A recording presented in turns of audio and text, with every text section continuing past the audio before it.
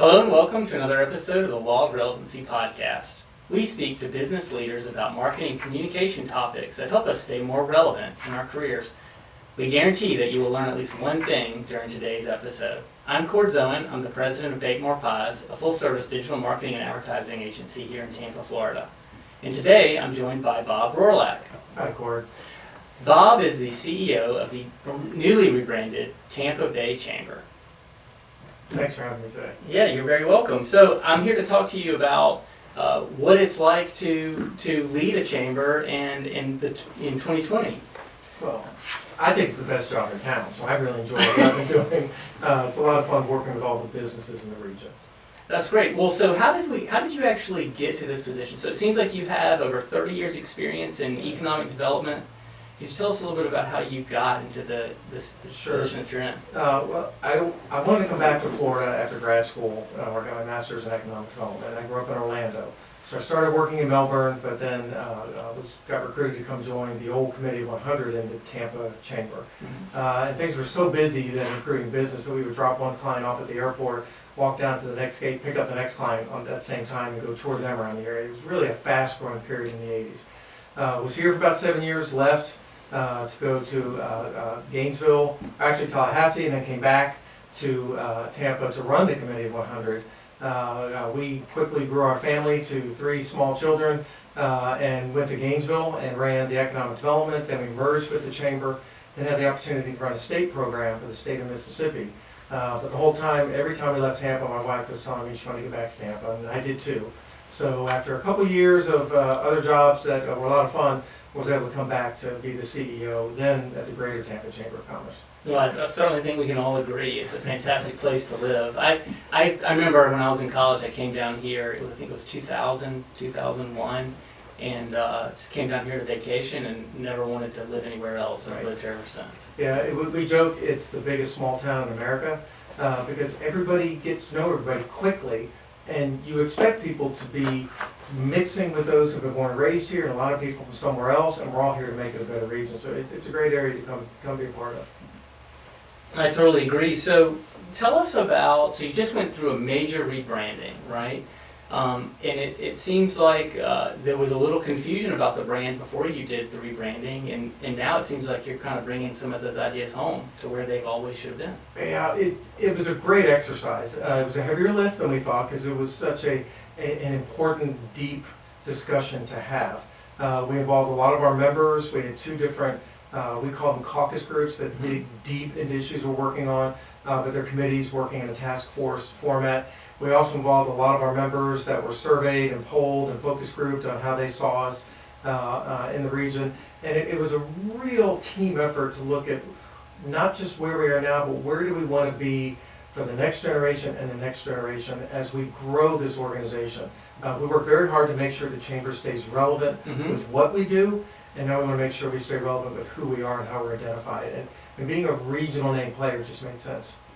That does make sense. So you mentioned about the future. You talked about how or where the chamber is going. So could you tell us a little bit about how the chamber is evolving? Sure. When I first worked at the chamber when I was in my 20s, I was an employee, wasn't even allowed to go into a boardroom meeting.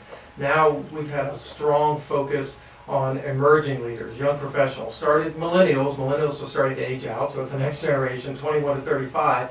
Making sure they feel like now is when you need to be involved. Now is when you need to be helping to decide what this community is about. So that's a huge change. That chair of Emerge sits on the board. So it's been a huge impact for the organization to bring young thought leaders in early who are helping to learn what's going on, but also help shape what's going on. That's been a big push. We have a very strong program on Minority Business Accelerator, where we're making sure that all aspects of the business community are benefiting from the economy and how we work together. So it's more of a focus on things are good, how do we make sure things are good for everyone who's working in this area? Well, I think that's really important. A couple of points you just brought up. You talked about how the Tampa Bay area is evolving. Could you give us a little bit more insight into what you're seeing in your position? Sure. Businesses don't see this as 1 county or 2 counties or 3 counties. They see it as a big region. They're drawing employees from multiple counties. We do at the chamber. We have employees in several different counties that all go where they want to work, where they see opportunity. And we need to be thinking along those lines. Looking at the airport, it's always been rated one of the best facilities, but the current team running the airport said, this is good, but we can do better with better destination connections. So they boldly went after it and told all of us, come along, we want you to be a part of it. And we do go with them. They talk all the aviation technicalities that I honestly don't understand the numbers they're talking about, but the airlines like it. And then we talk about, and this is how we will help you become part of our community. So it's that, how do we all work in this together? Same thing for the Port Tampa Bay, Sure. a vital economic engine. How do we help them succeed? That's our role. Sometimes we'll lead, sometimes we'll support, sometimes we will applaud and be so happy with the work others are doing in their role in the community. So it's all that working together that makes us succeed. So, so for people who aren't familiar with the work that a chamber actually does, could you give us like an example of how the chamber actually played a role in connecting some of those dots? Sure. Yeah, our mission is to serve our members and enhance our community by building business success. And we do that through our 10-year Vision 2026 plan, which has 3 pillars. We are a catalyst for change, we are a hub for businesses to learn best practices and network together, and that we're an inclusive organization. Not just through ownership, ethnicity, or male-female, or veteran-owned, but the type of business, the size of business, the age of the business, that we truly represent Hillsborough County.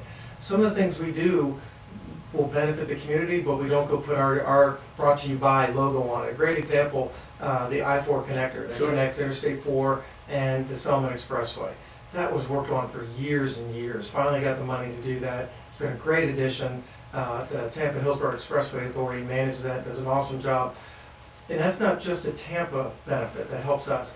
Our contacts in Pinellas County say how it's helped them get through the region so much faster and so much better. They're appreciative of it. So it's a great asset, as well as all the trucking industry leaving the port can hop on that, connect I-4, Right. 275, and be on their way to deliver goods, which makes our port more viable. That's a hidden issue that works on. Funding for Moffitt Cancer Center, support for the University of South Florida, and that they consolidate, become a stronger university, they're a preeminent university, that we supported them in their efforts to do that. Those issues are really important, the elements being stronger for businesses to take advantage of. It reminds me of the old BASF commercials. It's Exactly. like, we're not the paint. We're what That's makes right. the paint brighter, That's right? right, So exactly. when you see these really cool, exciting things happening around the Tampa Bay region, Right. there's a good chance the chamber is involved in some way or Right, fashion. and we took that position when the Republican National Convention was here in 2012. We created a media center where we helped the media connect on information, but also to people they would want to interview, and I kept reminding our board, we want them to talk about Tampa Bay, and then the chamber, but more importantly, Tampa Bay. That's what builds our Sure. brand as a region. And we'll take the same role with the Super Bowl coming in a year. We want it to be successful, we want it to work, but it's about them having the right experience here, and how do we help make sure that happens? Yeah, absolutely. And it's again, I mean, I love living here. So one more question. So it's doing a little research on the chamber. It seems like the chamber's won a lot of awards lately. It seems like this is almost like a showcase for best practices in chambers, right? Well, we think so. Yeah. We worked hard to achieve the U.S. Chamber of Commerce 5-star accreditation. They have 4 different levels. 5 stars, the top level you can get. Less than 2% of chambers in the United States have achieved that level. We're very proud of that.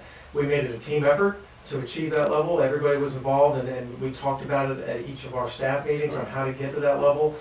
We knew we already were. We had to make sure the U.S. Chamber understood that we were, and they agreed. We also have won State Chamber of the Year before, which is Wow. great. We've had staff win Staff Member of the Year for chambers for the state before. So those are nice, and we're proud to get those recognitions, but it's more of what our members are saying that really tell us this is what they want, and they're liking what they do, and the attendance is strong.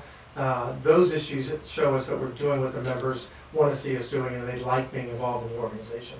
So I lied. One last question. Okay.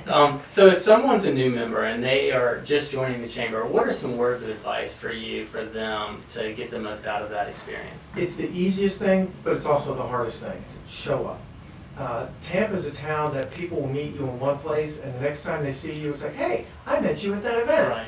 And then you build your network and you go.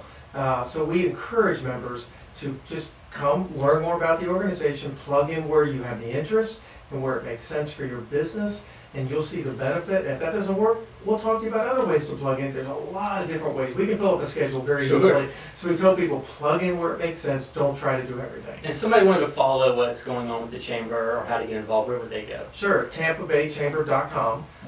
We also have Tampa Bay Chamber on Facebook and on Twitter. There's a lot of different ways to watch us, but the easiest way to get engaged is TampaBayChamber.com. So just go to the website. Yes. Very good. Well, thank you again for joining us for another episode of the Law of Relevancy podcast. I'm Owen. You can find all the episodes on the Bake More Pie social media channels. I appreciate you joining us. See you next time.